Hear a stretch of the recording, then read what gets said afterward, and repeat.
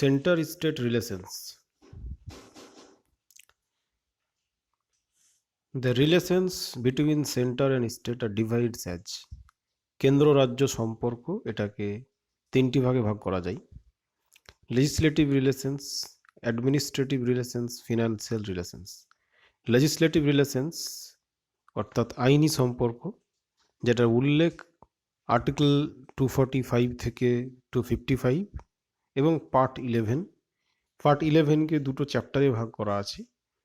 Part 11-এর chapter 1-এ legislative relations এবং part 11-এর chapter 2-এ আছে administrative relations, যেটা 2 নম্বরে, অর্থাৎ প্রশাসনিক সম্পর্ক, যার আর্টিকেল হচ্ছে 256 থেকে 263।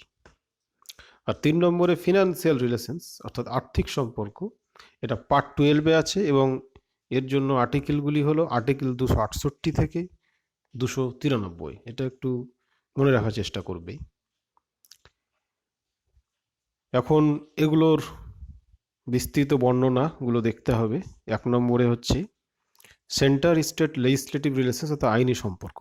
এখন এই যে 3টে ভাগে ভাগ করা হলো, আইনি, প্রশাসনিক এবং আর্থিক সম্পর্ক, তো এই পুরো নোটটাকে 3টি পার্টেই ভাগ করে আলোচনা করা হবে। আইনি সম্পর্ক একটা পার্ট, বাকি দুটো পার্টে।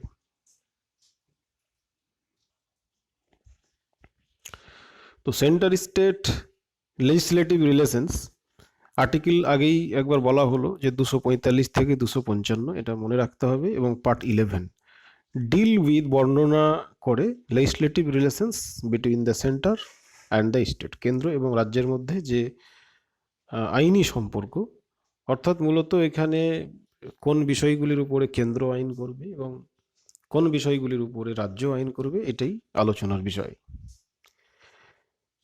এই পয়েন্ট হচ্ছে এক্সটেন্ট অফ লজ, অর্থাৎ আইনের প্রসার। মূলত এটা আইনটা কতটা এরিয়া জুড়ে প্রযোজ্য হবে, বাই পার্লামেন্ট আইন করলে সেটা কতটা এলাকা জুড়ে অ্যাপ্লিকেবল হবে, and by the legislatures of states, রাজ্যের যে আইনসভা, লেজিসলেচার্স মানে আইনসভা, অর্থাৎ আমরা মূলত বিধানসভাকেই বুঝি, তবে কিছু ক্ষেত্রে বিধানসভা, বিধান পরিষদ মিলিয়ে কিন্তু স্টেট লেজিসলেচার হয়। তো রাজ্যের আইনসভা এবং সংসদ বা পার্লামেন্ট যে আইনগুলো করবে, তো তাদের কার ক্ষেত্রে কতটা এলাকা জুড়ে সেই আইনটা প্রযোজ্য হবে, সেটা এই পয়েন্টে বলা আছে। The parliament can make laws, first লাইনটা একটু দেখো, the parliament can make laws for the whole or any part of the territory of India.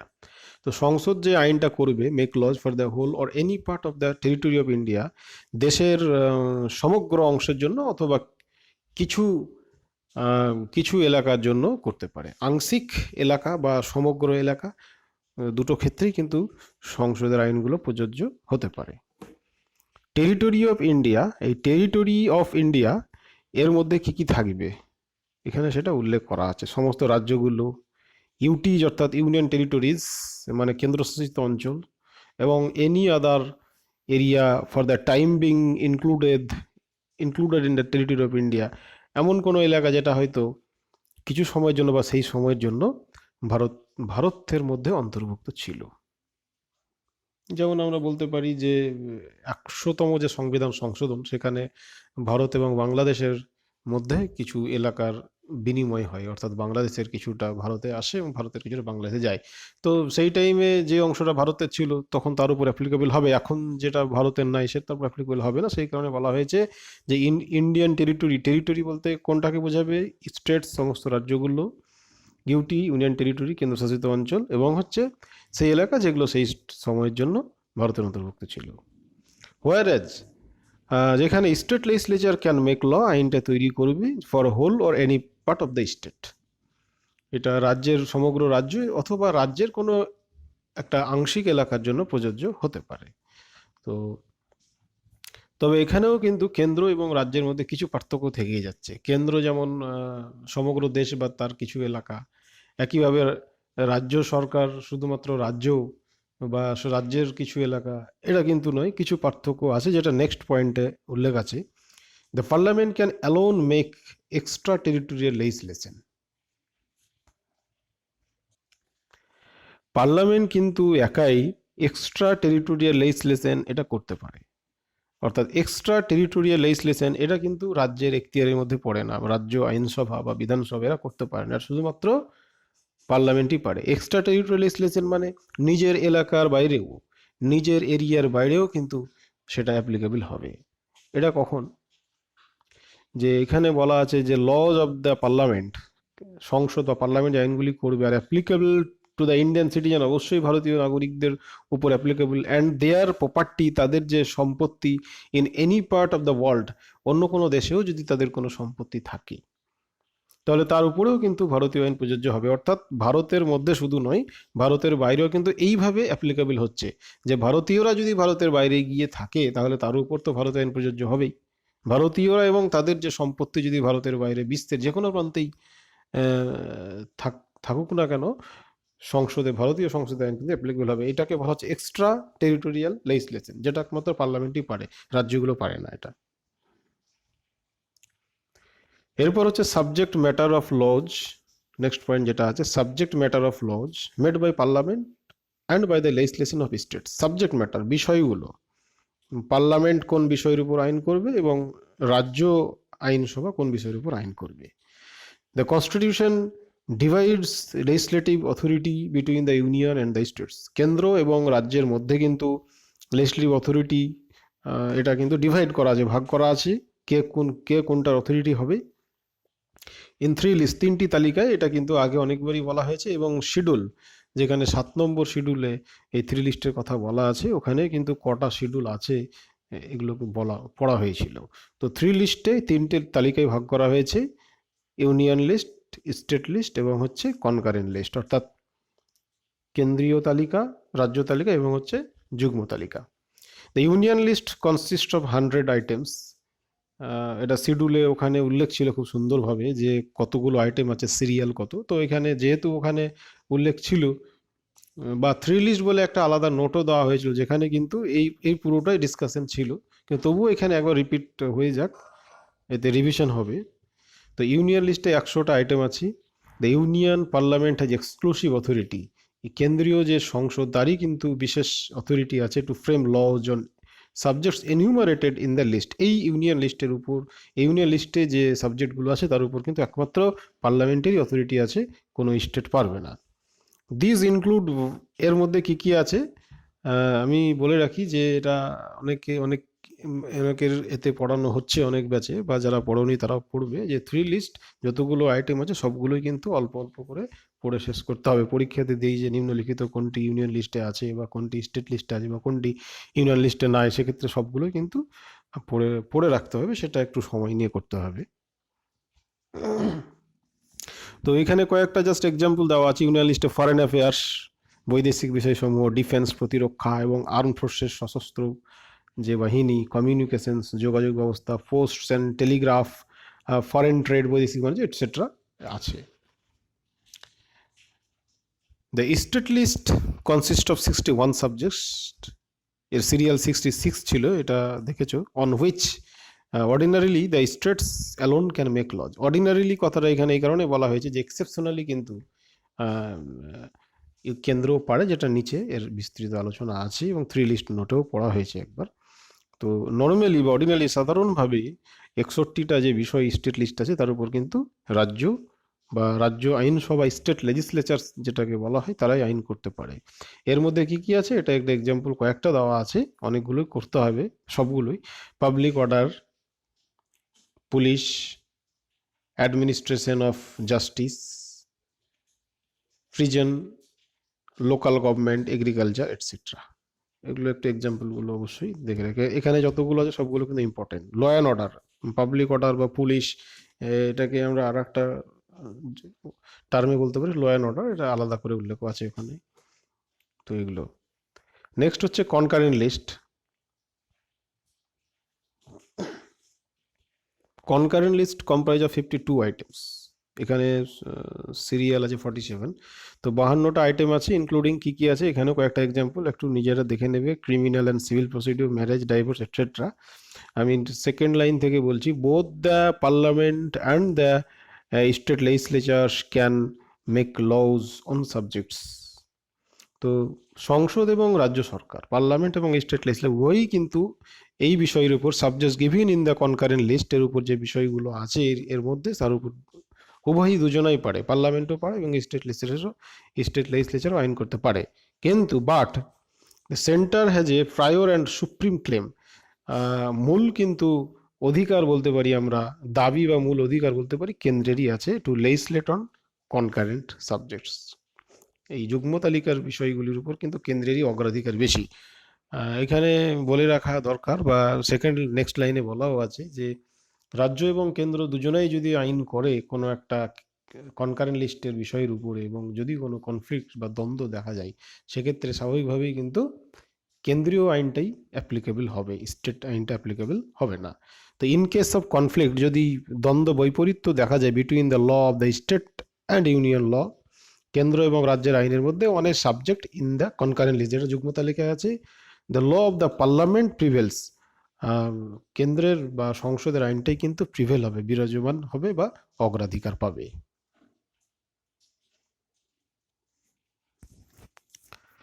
এবার একটা পয়েন্ট আছে, রেসিডুয়ারি পাওয়ার্স অফ লেজিসলেশনস। রেসিডুয়ারি পাওয়ার্স অফ লেজিসলেশনটা কি? এটা বাংলা হচ্ছে অবশিষ্ট ক্ষমতা।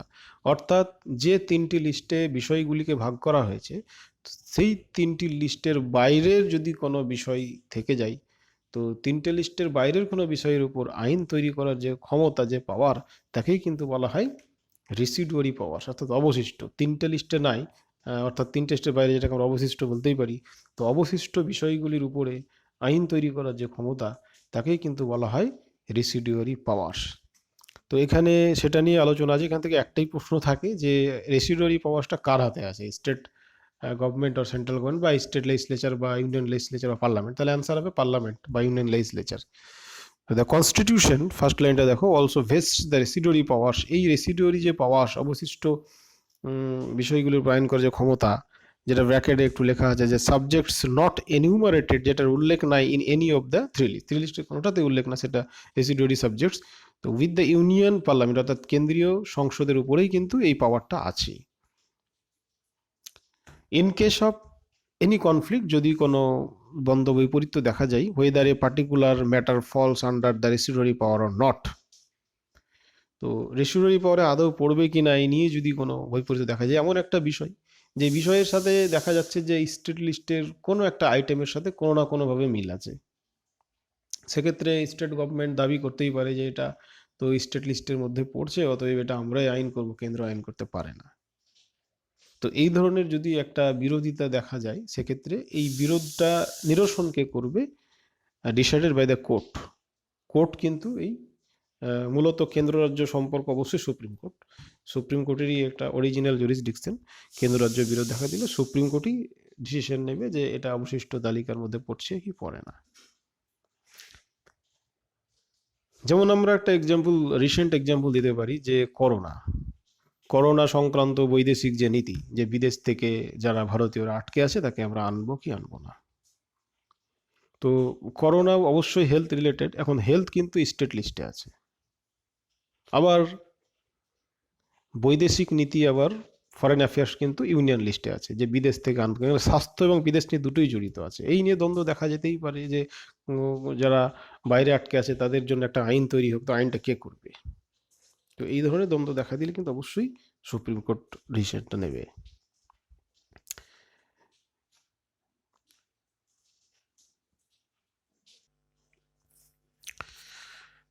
আচ্ছা, নেক্সট পয়েন্ট হচ্ছে যে parliament's power to legislate on state list.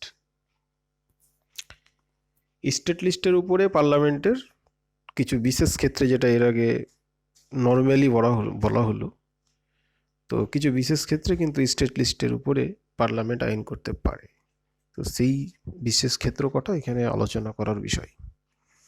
First line লেখা আছে, দো আন্ডার অর্ডিনারি সার্কামস্টান্সেস, সাধারণ ক্ষেত্রে, স্বাভাবিক ক্ষেত্রে, the central government does not possess power, central গভর্নমেন্টের কোনো ক্ষমতা নেই to legislate on subjects enumerated in the state list, state লিস্টে যে বিষয়গুলো আছে তার উপর আইন করা, লেজিসলেট মানে আইন করার সেন্ট্রাল গভর্নমেন্টের কোনো পাওয়ার নেই। But under certain special condition, বিশেষ পরিস্থিতিতে the union parliament can make laws even on this subjects.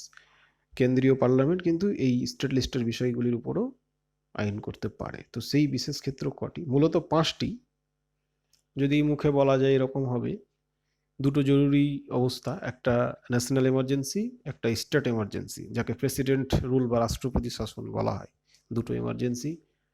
আর একটা হচ্ছে যে আন্তর্জাতিক চুক্তি, ইন্টারন্যাশনাল ট্রিটি, কোনো আন্তর্জাতিক চুক্তি যদি অ্যাপ্লিকেবল করতে গিয়ে যদি দেখা যায় যে না কোনো স্টেট লিস্টের বিষয়ের উপরে আইন তৈরি করতে হচ্ছে, সেক্ষেত্রে পারবে। 3টে হলো। আর একটা হচ্ছে যে 2 বা ততোধিক রাজ্য যদি কেন্দ্রকে অনুরোধ করে যে এই বিষয়ের উপর আইন আপনারাই করুন, তাহলে তখন করতে পারে, যদিও সেটা সেই রাজ্যগুলির উপরই প্রযোজ্য হবে। ডিটেলস নিচে আছে 4টে। আর একটা হচ্ছে যে রাজ্যসভার বিশেষ ক্ষমতা আছে, যেটাকে 249, আর্টিকেল 249 এর আন্ডারে ক্ষমতাটা দেওয়া হয়েছে।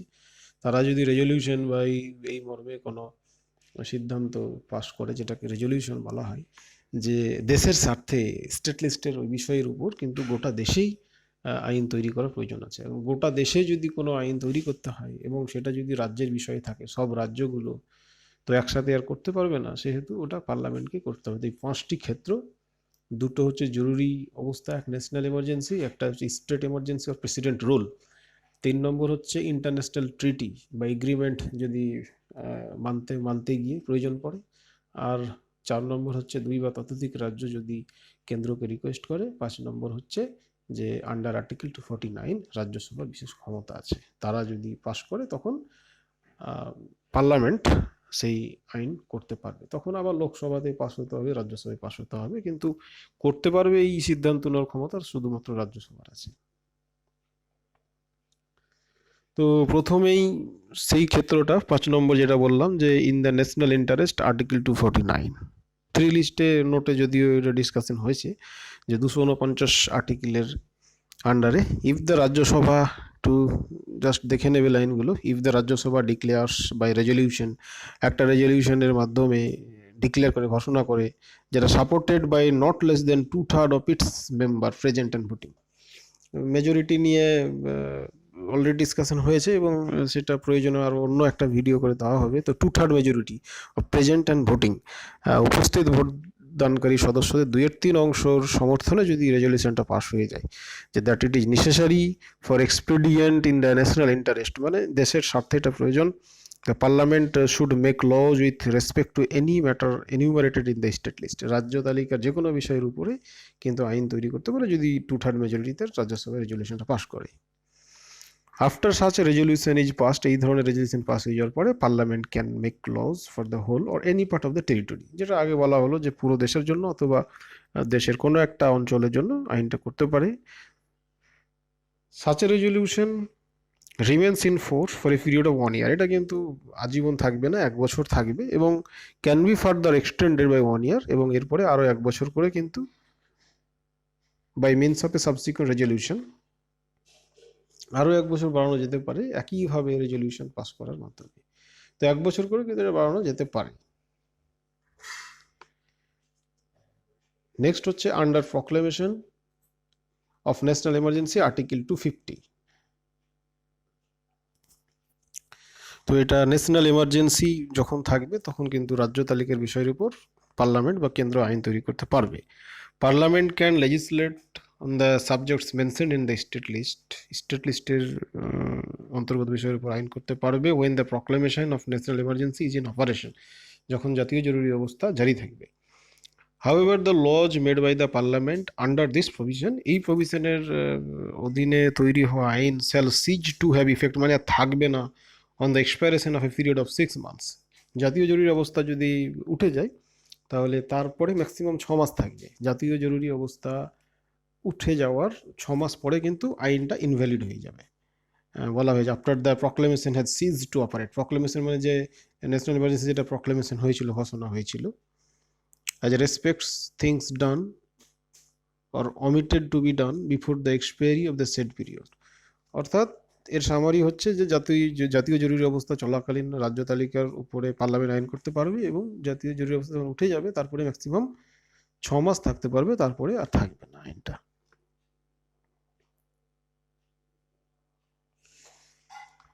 নেক্সট হচ্ছে বাই এগ্রিমেন্ট বিটুইন স্টেট, যেটা বলা হলো 2 বা ততোধিক রাজ্য যদি অনুরোধ করে। তো একটু লাইনগুলো দেখো, parliament can also make laws on subjects in the state list, একই কথা, when the legislatures of 2 or more state, 2 বা ততোধিক রাজ্য, একটা রাজ্য রিকোয়েস্ট করলে হবে না, দুটো অথবা তার থেকে বেশি রাজ্যের বিধানসভায় যদি রেজলিউশন পাস হয়, যে রেজলিউশনে কি থাকবে, একটা অনুরোধ থাকবে the parliament to enact laws on that matter, সেই বিষয়ে পার্লামেন্ট আইন তৈরি করবে। এই বিষয়ে কোনো সরকার এমনি এমনি বলবে না, তাদের আইনসভাতে বা বিধানসভাতে কিন্তু আগে সেই মর্মে একটা রেজলিউশন পাস করে যে আমরা অনুরোধ করছি পার্লামেন্টকে। তো এইরকম অনুরোধ 2 বা ততোধিক রাজ্য থেকে পেলে তখন আইনটা করবে। সেকেন্ড পয়েন্টে বলা হয়েছে, এই পয়েন্টের আন্ডারে, এর আন্ডারে যে the law enacted by the parliament will apply only to the concern state, সেই রাজ্যগুলোর উপরেই প্রযোজ্য হবে, যারা অনুরোধ করেনি তাদের উপরে সেটা কিন্তু প্রযোজ্য হবে না। States who have passed such a resolution, যে রাজ্যগুলো এই রেজলিউশন পাস করেছে। নেক্সট হচ্ছে but even other states R allowed to adopt, কিন্তু অন্য রাজ্যরা এটাকে অ্যাডপ্ট করতে পারে, আইনটা নিতে পারে by passing a resolution in the legislatures, তাদের বিধানসভায় রেজলিউশন পাস করে যে আমরা সেই আইনটা নিতে চাই। তো সেই আইনটা নিতে চাই, রেজলিউশন পাস করলে কিন্তু তারা সেই আইনটা নিতে পারে। নেক্সট পয়েন্ট হচ্ছে however only parliament can amend or appeal such a law, এই আইনটা কিন্তু যেহেতু পার্লামেন্ট করেছে, এটাকে যদি সংশোধন করতে হয় বা আইনটা যদি তুলে দিতে হয়, সেটা কিন্তু পার্লামেন্টই করবে, আর কিন্তু রাজ্য পারবে না। The state legislature loses the power to make a law with respect to that subject, রাজ্য আইনসভা কিন্তু তার ক্ষমতা হারিয়ে দেয় to make a law with respect to that subject, সেই বিষয়ের উপর আইন তৈরি করার জন্য। এটা মেনলি সংশ্লিষ্ট রাজ্যগুলোর উপরেই কিন্তু অ্যাপ্লিকেবল হবে। কিছু এক্সাম্পল দেওয়া হয়েছে এইরকম অনুরোধে যে আইনগুলো হয়েছিল, transplantation of human organs act, মানবাঙ্গ প্রতিস্থাপন যেটাকে বলা হয়, যে অন্যের চোখ লাগিয়ে দেওয়া, অন্যের কিডনি লাগিয়ে দেওয়া, কিডনি প্রতিস্থাপন, হৃৎপিণ্ড প্রতিস্থাপন হয় এগুলো। Prize competition act, wild life protection act, water prevention and control of, জল দূষণ সংক্রান্ত ইত্যাদি আইনগুলো কিন্তু এইভাবে তৈরি হয়। আরও একটা শর্ত, টু পরিস্থিতি টু ইমপ্লিমেন্ট ট্রিটি, যেটা বলা হলো আন্তর্জাতিক চুক্তি, আর্টিকেলগুলো একটু খেয়াল রাখবে, 253, আগেরটা যেমন ছিল 252, তার আগেটা 250, আর্টিকেলগুলো একটু খেয়াল রাখবে। তো to implement treaty 253, for implementing the international treaty agreement, দুটো মানে একই, আন্তর্জাতিক চুক্তি আর কনভেনশন বা আন্তর্জাতিক কোনো প্রথা বা নিয়মকানুন, এটা যদি ইমপ্লিমেন্ট করতে হয়, দ্য পার্লামেন্ট ইজ অথরাইজড, পার্লামেন্টকে অথরাইজ করা আছে, ক্ষমতা দেওয়া আছে to make laws on any subject in the state list, state লিস্টে যে কোনো বিষয়ের উপর কিন্তু এটা করতে পারে, আইন করতে পারে। এইরকম এক্সাম্পল হচ্ছে ট্রিপস, এটা ট্রেড, ব্যবসা বাণিজ্য সংক্রান্ত, আন্তর্জাতিক বাণিজ্য সংক্রান্ত, anti hijacking act etcetera.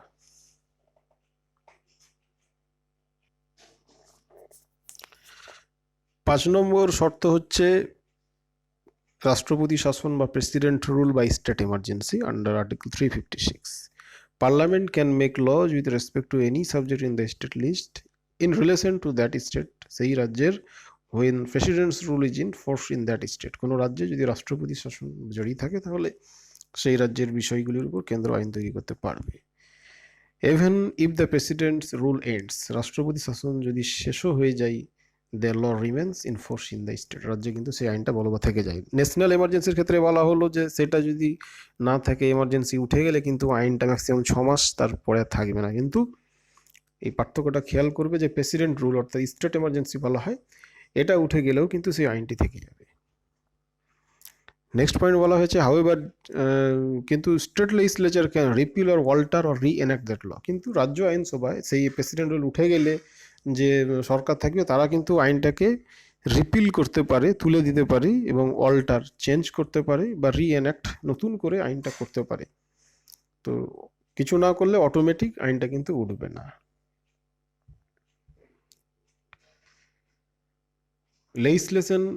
Legislative রিলেশনটা মোটামুটি শেষ, আর একটা পয়েন্ট শুধু আছে, সেটা হলো centre's control over state legislation, রাজ্য যে আইনগুলো করে তার উপরে কেন্দ্রে কিন্তু একটা কন্ট্রোল করার প্রভিশন আছে। কিভাবে কন্ট্রোল করে তারই এখানে কয়েকটা প্রসেস বলা আছে, প্রভিশন বলা আছে। যেমন